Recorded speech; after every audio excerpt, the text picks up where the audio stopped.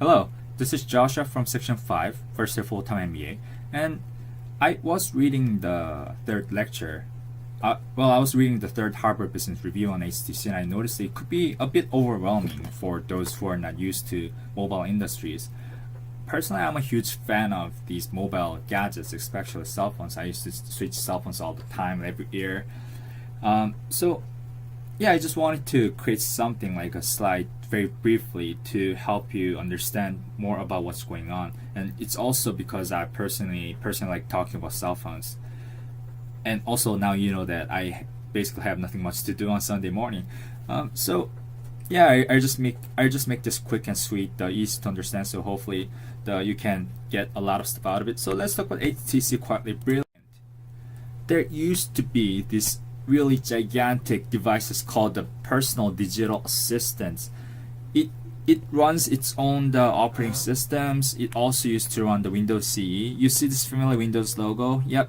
This allows you to run Windows operating system inside the devices. So HTC was a manufacturer. It didn't have its own brand at the time. So you notice in the Harvard Business Review case that the HTC wanted to create their own brands, which is why they started naming their own cell phones. Before, probably you feel familiar with this. This is LG chocolate. This is a cell phone. So these ones run their own micro operating systems on its own. It was very close architectured. It had limited functionalities, and for example, if you wanted to send a photo, you had to pay $1 or something like that. Probably you remember if you're an old user. Yep, can't believe that it used to be like that. But even these phones were very high tech at the time. So time flies, eh? It was then January 2007. Steve Jobs came back and he came up with this extremely crazy idea. I still remember. Well, there was a Motorola, BlackBerry from the Research in Motion. There was a Palm WebOS, and Nokia was still dominating. And then this guy, Steve Jobs, one of my favorite mentor, he came up with this extremely bold idea. What if we can somehow put phone, internet, and music, everything all together? That's where the iPhone came. At the time it was extremely unfamiliar. People wondered what the heck is this, but it was revolutionary. I mean, look at it. It was 2007. It's so sleek. It's so awesome. I just remember when it came out. I didn't have money to buy iPhone. I was still undergrad, so instead I got the iPod Touch. But still, it was revolutionary at the time. For example, the internet. You know how we used to use extremely small screen internets that were like basically half built, but this was like full functionality. It has a full map. You can talk to people who it never had a screen like that. This was gorgeous, and this was outrageous idea. And there was no concept of touchscreen devices. And as a pioneer, you know how it's difficult it is to comprehend or deliver the ideas. And this is how Steve Jobs delivered his speech. It works like magic. No stylus.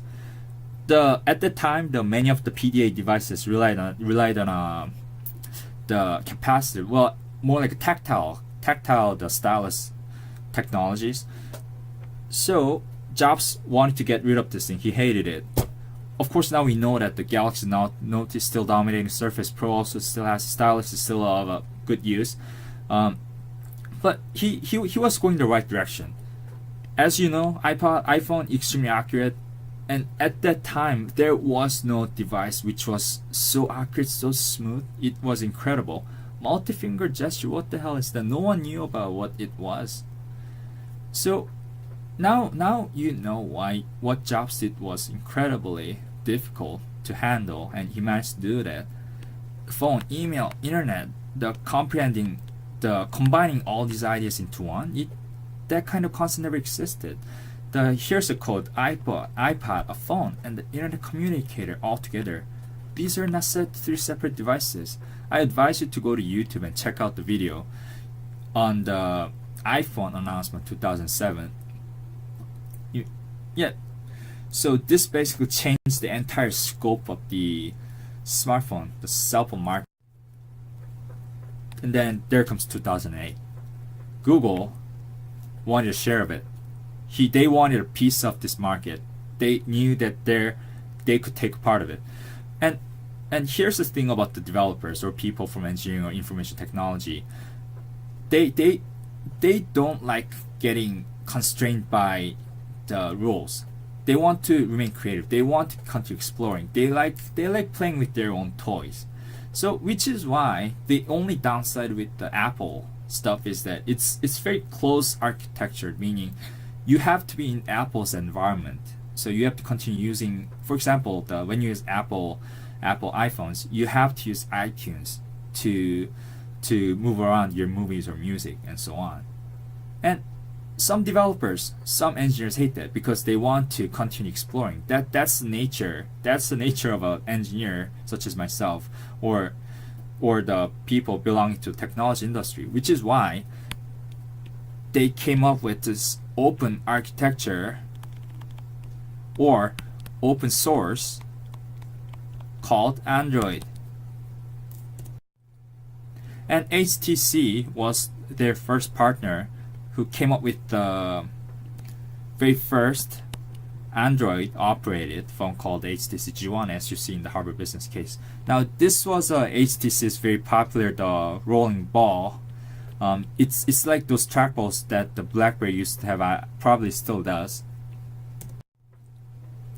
So when it comes to operating systems, this is the iOS. This is the evolution of how the iOS improved. So it started with the initial Apple screen, and then iOS 3, iOS 4, 5, 6. You know what's going on. From iPhone 7, they had a very big graphic revamp, making it more simpler. So, and now we know that iOS 8 is equipped on the Apple iPhone 6. And this is Android. And then there's Nokia. It used to... Wait, no, this isn't Nokia. Oh yeah, this is Windows Phone. In 2010, Windows also wanted to share a bit. But, I mean, as you saw in the slides, Apple jumped into the market in 2007, Google in 2008. And technology sector changes drastically every year. Even like a month makes a huge difference. So, they came too late. It's been like 3 years since Google and Apple already dominated the market. And this Windows Phone, it's well, the thing is, it wasn't as smooth as Android or Apple iOS, and also it didn't have enough developers, meaning no apps.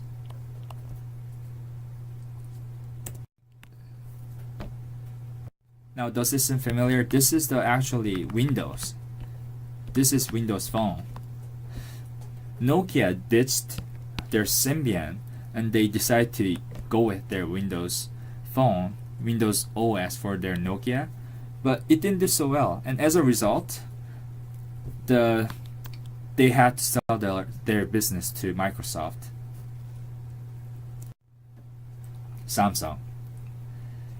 Samsung has always been the leader in technology, or they always try a new bunch of different stuff.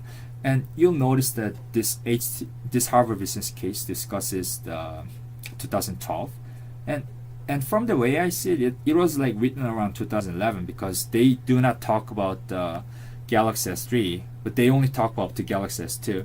Galaxy S3 is the one which did like a mega super hit that made Samsung like ultimate dominating industry in the cell phones. Although the profits are dropping right now, but still they're the one of the dominating Androids. They used to have what's called Omnia, and then they ditched it. They created a new brand called the Galaxy, and as you know, it's doing extremely well. And then there's Huawei, ZTE, Ericsson, LG, and Motorola, which now became a part of the Google. From my understanding, it runs independently. As for the patents, it's ironic. iPhone came up with this touchscreen, And then everyone wants to share it. HTC jumps in, Samsung jumps in, and Apple's like, yo man, not cool. I'm suing you all just because I'm using touchscreen. So how are cell phones supposed to be? Should they make a roundish cell phone or should they make a triangular cell phone? It's an ongoing debate. I mean, chicken or egg first, right? So it became really complex. And then Samsung jumped into the 5-inch screen business, Galaxy Note. For the 2 years ago when it came out, people were like, what is this? But now, as we all know, it's a gigantic success, having its own brand. And ironically, now Apple came up with their own 5-inch screen called the iPhone 6 Plus. Bendy phone, in other words. So it's like Coke and Pepsi, I guess. They have their own mutual growth, fighting against each other. It's ironic. Steve Jobs hated large cell phones, and now they had to listen to the customers. In the HBS review, there was a discussion about that. There is a rumor going on that HTC is even making Facebook phones. It's true. They made a cell phone called the HTC First. Some of you might have installed this from the App Store. It was a biggest flop. They discarded it right away. It was so wrong in so many ways that, yep, not gonna talk about it. So what's going on right now? Samsung is still dominating its Android market, and they also are leading technology. For example, this is Galaxy Note Edge, a curvy phone. And iPhone is using Touch IDs to create the iPhone 6 and iPhone 6 Plus. Tablets. Let's talk about tablets. Apple is dominating tablet industry basically. Nothing can match iPads, as you all know. There's iPad mini, there's 7-inch iPad minis, and there's iPad Air 2, which is extremely awesome in a way that it's very stable, it's extremely fast, it's high quality, and not many competitors can top this. This was the very first iPad they came out like 4 years ago. And this is iPad Air 2 that came out just a few days ago. You see the thickness? That's incredible, I believe. And of course, recently, Nexus came up with the Nexus 9, the newest, the tablets. Notice these logos, Motorola and HTC. Yes, HTC made the 9-inch tablet for them that has an Android Lollipop OS. So when it comes to tablet industries, it's interesting. When the iPad first came out, everyone was like, "What is this thing? It's just a large, the zoomed-in version of the iPhone. No one's gonna use it." But as we all know, basically everyone has iPads. Most people. Well, there are Ultrabooks, and Microsoft 2 years ago also jumped in. Microsoft called the Surface, high-powered tablet plus Windows. I'm sure some of your friends have it. I'm sure you've seen it. I have it. As for the Android, you might be confused about what's going on with this Android, all these names. So actually, just for example, Apple, when they released the iOS, they just name it by the number, iOS 5, 6, 7, and recently 8. Android, they use a special project code based on the snacks. So there was a donut, eclair, froyo, gingerbread, honeycomb, ice cream sandwich, Jolly Bean, and Kit Kat. And recently, it was the letter L for the lollipop, which is what it looks like. So one of the main problems with the Android platform is that it was very inconsistent because it's open structure, it's an open architecture, so any developers can jump in and can make their own smartphones or can make their own OS, they can root their phones and everything. It's just that yeah, it was inconsistent as compared to Apple, which had only one device, which is iPhone, that runs iOS. So recently, Google came up, well, not recently, about a few months ago, Google came up with design standards, and they are trying to centralize the usage environment.